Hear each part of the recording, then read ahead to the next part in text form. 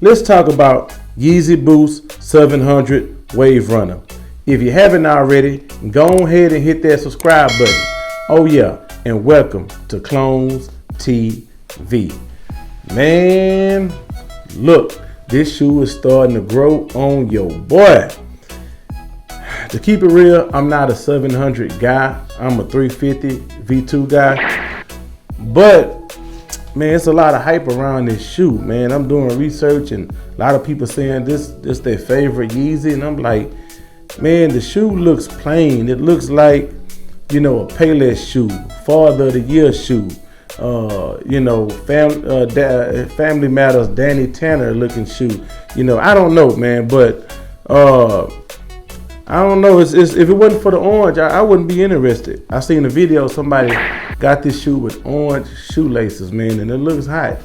So I don't agree with the $300 price tag, but your boy gonna go ahead and try to get them. Because if I don't try, I think I'm gonna regret it.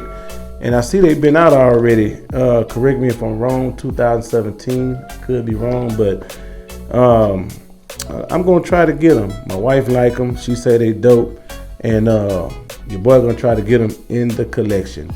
So I was on Confirm app, and I see they're gonna be released on the 22nd of March, $300, and man, it's a lot of hype behind this shoe.